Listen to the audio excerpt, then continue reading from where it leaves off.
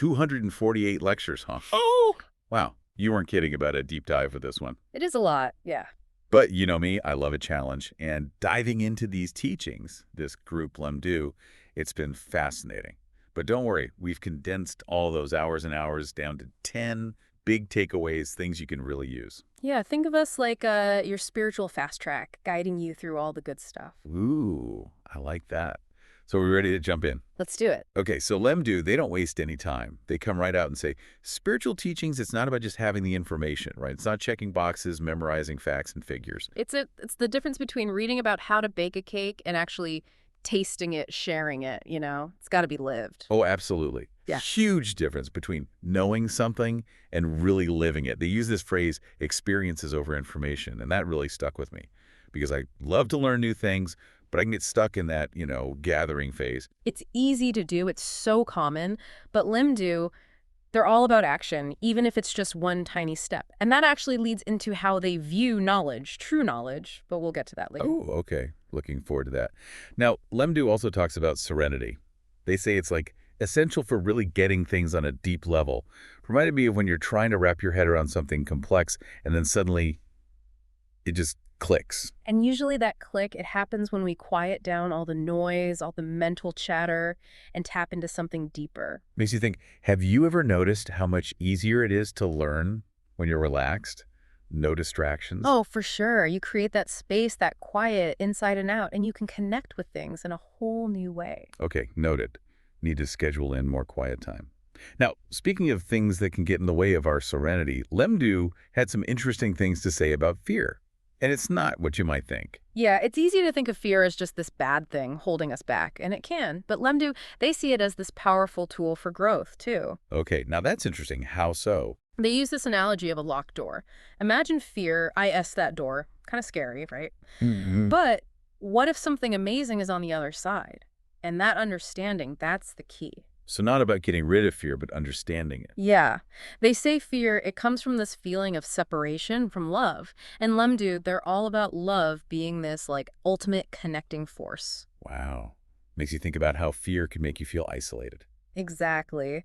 And to show this, they tell this story about Gaia, the Earth's soul. Hold on. The Earth has a soul. Okay, we're going there. I'm in. Tell me more. So before Gaia was, the Earth, she was being mentored, prepared by these beings called the Seven Great Brothers. Cosmic mentors love it. Right. But when the brothers thought Gaia was ready, they backed off. They wanted to see what she would do on her own. Oh, man. Talk about being thrown into the deep end. That's got to be terrifying, going from all that support to nothing. It was. Gaia, she was so used to that guidance that suddenly being alone, it triggered this fear, this feeling of abandonment. And how'd she handle that? Not well. She lashed out, made some bad choices, hurt that planet, all because of fear and resentment. So her fear had some pretty big consequences. But what's that got to do with us? Think about it. How often do our own fears, our doubts, lead us to do things that hurt ourselves or other people?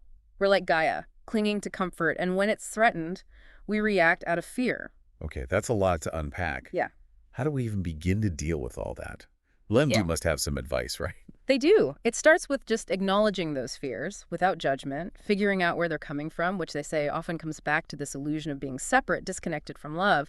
By seeing those fears clearly, we can start to loosen their grip on us. Facing those locked doors, huh? With courage instead of running away. Exactly. And this whole idea of facing fears and moving towards love, it connects to another big thing for LEMDU, detachment. Detachment. Honestly, that word always throws me off a little. Sounds kind of cold, like something a robot would strive for. I hear you, but LEMDU's take on it is a lot more, heartfelt than that. Okay, I'm listening. What does detachment actually mean in this context? It's about recognizing that real love, real connection, it can't exist without some detachment too. But before you think they're saying to just shut down emotionally or abandon people, let me explain. Please do. Detachment, for them, it's about breaking free from the kind of attachments that come from fear, not love. So instead of holding on to someone because you're afraid of being alone, you come at it from a place of love, knowing that a real connection, it can handle change. Yes.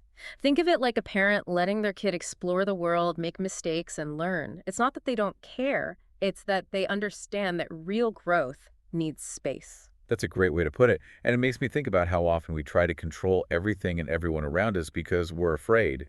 And in the end, We just stifle their growth and our own. We've all been there, clinging to things staying the same, terrified of change. But LEMDU would say that letting go of that fear-based attachment, that's how something even more beautiful, more authentic can come in. Surrendering to how things unfold, even when it's scary. Which, now that I think about it, takes us back to those fears we were talking about and how facing them can lead us to a deeper sense of connection. Exactly. And to dig even deeper into this whole detachment thing, LEMDU talks about something they call controlled detachment, which is fascinating and deserves a whole conversation on its own. Ooh, a deep dive within a deep dive. I'm in. But before we go down that rabbit hole, let's get back to our main list here. What else did you find in these LEMDU lectures? All right, this next one might really resonate with you, especially with how much you love learning.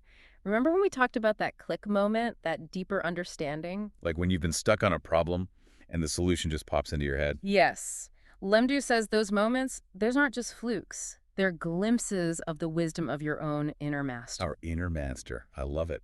Tell me more. LEMDU says everyone has this source of infinite wisdom and guidance inside of them, this inner master.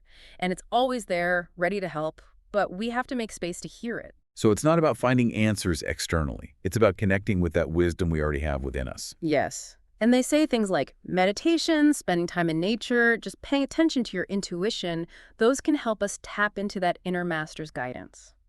You know, that makes me think about, there have been times when I had this gut feeling about something, couldn't explain it logically. Ignoring that never ended well. But when I listened, things just clicked into place. There you go. That's your inner master talking. LEMDU would say those intuitive nudges, those aren't random. They're messages from a deeper part of you, guiding you towards what's best for you. Like our own personal GPS, but it runs Yes. on gut feelings instead of satellites. Exactly. And speaking of guidance and support, LEMDU also talks about how important community is on this journey of spiritual growth. We can definitely have our own individual practices, but having a supportive community can make a world of difference. It's like that saying, if you want to go fast, go alone. If you want to go far, go together. Having that tribe of like-minded people who get it, who understand the challenges and the wins, it's huge. Absolutely. LEMDU says that sharing our experiences, supporting each other, learning from each other's wisdom, it can help us grow so much faster and deepen our understanding. Like having a hiking buddy when you're tackling a tough trail. Yeah. You can share the load, encourage each other when it gets hard, and celebrate the victories together. Exactly. And speaking of challenges and triumphs, LEMDU talks a lot about the importance of surrender, forgiveness, and healing as part of this journey. Surrender, forgiveness, healing. Those are some big ones. Let's break those down a little. What does surrender actually mean in this context? For LEMDU, surrender isn't about giving up or accepting mediocrity. It's about consciously choosing to let go of control and trust something bigger than ourselves.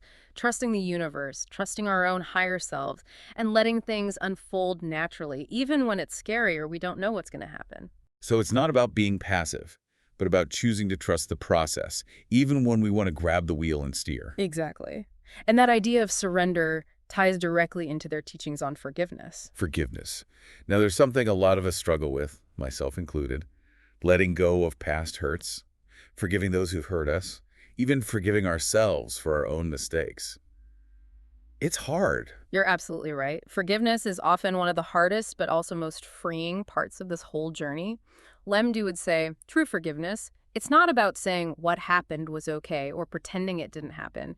It's about realizing that holding on to all that anger, resentment, that just keeps you stuck in the past. Wow, yeah. It's like we think by holding on to those grudges, we're somehow changing what happened. But it doesn't work that way, does it? Not at all. They say it's like lugging around this heavy backpack full of rocks, weighs you down, keeps you from moving forward. Okay, I can picture that. So forgiveness is like setting down that backpack, finally letting go of all that unnecessary weight. Exactly. And it makes space for something lighter, something better to come in. And don't forget about self-forgiveness, too. Oh, right, forgiving ourselves. Hmm. That can be even harder sometimes. It can be. We're often our own worst critics, right? Holding on to guilt and shame for way too long. LEMDU says true healing, it means showing ourselves that same compassion and forgiveness we'd give to someone else. It's so easy to get caught up in being hard on ourselves. It's like all those fears and insecurities we talked about earlier, they can make it hard to forgive ourselves and other people, like we're afraid of letting go. It's true. Fear can really keep us stuck. But Lemdu, they offer this path forward, a path towards healing and connection. And part of that, they say, is learning to listen to the wisdom of our own experiences. Okay, let's talk about that. Intuition, dreams, learning from the ups and downs of life. How do those fit into the bigger picture of spiritual growth? Well, they see it like this. Each of those things, your intuition, your dreams, your experiences, they're like guideposts on your journey. They offer clues about who you really are, what you're here to do. So it's not about searching for some wise guru on a mountaintop. It's about becoming our own gurus, right? Exactly. They'd say you already have all the wisdom you need. It's just about learning how to access it. And one way to do that is by paying attention to your intuition. Those gut feelings, they're trying to tell you something. You know, I've always been a pretty logical person, so that whole intuition thing, I used to brush it off.